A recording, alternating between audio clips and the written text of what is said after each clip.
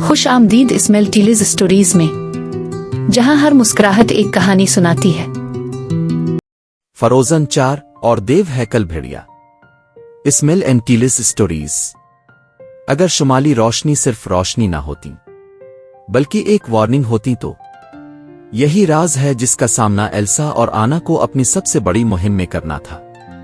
ارونڈیل کے آسمان پر شمالی روشنی عجیب چمک کے ساتھ رقص کر رہی تھی۔ عام طور پر یہ روشنی سکون اور خوبصورتی لاتی تھی، مگر آج یہ مڑ کر ایک دھاڑتے بھیڑیے کی شکل اختیار کر گئی۔ برف کے محل کی بالکنی پر کھڑی ایلسا کا دل کانپ گیا۔ وہ محسوس کر سکتی تھی کچھ قدیم، طاقتور اور خطرناک پہاڑوں کے پار جاگ رہا تھا۔ نیچے ارونڈیل میں آنا اپنی شاہی ذمہ داریوں میں مصروف تھی۔ وہ اب ایک سمجھدار اور بہادر ملکہ بن چکی تھی، لیکن جب اس نے ایلسا کا پریشان چہرہ دیکھا تو فوراً سمجھ گئی کہ کچھ بہت برا ہونے والا ہے۔ ایلسا کیا ہوا؟ آنا نے پوچھا۔ ایلسا نے آہستہ کہا، یہ صرف طوفان نہیں ہے، کوئی مجھے بلا رہا ہے اور یہ بہت طاقتور ہے۔ اسی رات زمین لرز اٹھی اور ایک خوفناک آواز پورے سلطنت میں گونجی۔ جنگل کے سائے سے ایک دیو ہیکل بھیڑیا نکلا، پہاڑوں جتنا اونچا۔ اس کی آنکھیں برفانی شولوں کی طرح جل رہی تھیں۔ اس کی برفیلی سانس سے دریا جم گئے اور درخت ٹوٹ گئے۔ لوگ خوفزدہ ہو کر بھاگنے لگے۔ ایلسا، آنا، کرسٹوف سون اور اولاف نے فیصلہ کیا کہ وہ مل کر اس راز کو حل کریں گے۔ ان کا سفر انہیں شمالی پہاڑوں کی چٹانوں تک لے گیا، جہاں قدیم راون نشانات کے آدے ہوئے تھے۔ ان میں لکھا تھا کہ ایک زمانے میں ایک محافظ بھیڑیا سردیوں کے جادو کا توازن قائم رکھتا تھا، لیکن اسے دھوکہ دیا گیا اور وہ بددعا کا شکار ہو کر غصے میں لوٹ آیا۔ ایلسا آنا نے بہن کا ہاتھ پکڑ کر کہا، یہ محض ایک عفریت نہیں ہے، شاید یہ ایک دکھی روح ہے۔ ایلسا کی آنکھیں کھل گئیں۔ وہ بھی یہی محسوس کر رہی تھی کہ غصے کے نیچے درد چھپا ہے، لیکن سوال یہ تھا کہ کیا وہ اس دل تک پہنچ سکتی ہے اس سے پہلے کہ وہ سب کچھ تباہ کر دے۔ ان کا سفر کٹھن تھا۔ انہوں نے برفانی طوفانوں کا سامنا کیا، جادوئی جنگلات سے گزرے جو بھول بھلیوں کی طرح بدلتے تھے، اور ماضی کی سرگوشیاں سنیں جو انہیں خبردار کر رہی تھیں۔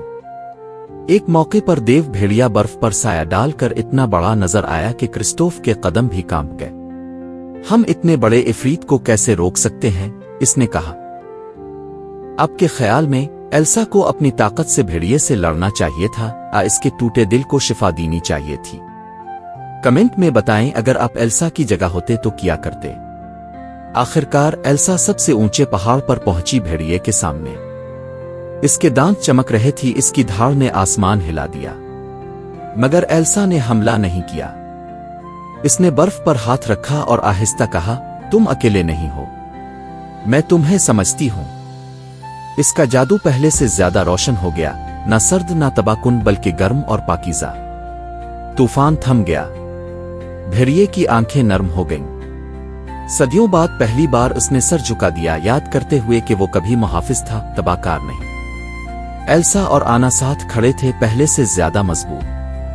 ان کی محبت اور ہمت نے ناممکن کو ممکن کر دیا۔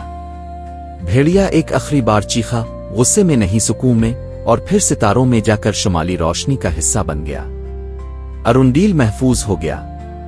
لوگ خوشی سے جھوم اٹھے، لیکن ایلسا جانتی تھی کہ یہ صرف جیت نہیں تھی، یہ ثبوت تھا کہ سب سے خوفناک طوفانوں میں بھی ایک دل ہوتا ہے جو شفا چاہتا ہے۔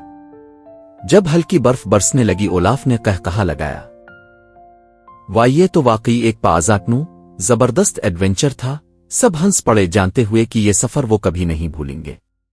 یہ تھی فروزن 4 اور دیو ہیکل بھیڑیا، ایک کہانی بہادری، بہنوں کی محبت اور شفا کی۔ مزید جادوئی کہانیاں سننے کے لیے اسمیل اینڈ ٹیلیز اسٹوریز کو لائک، شیئر اور سبسکرائب کرنا نہ بھولیں۔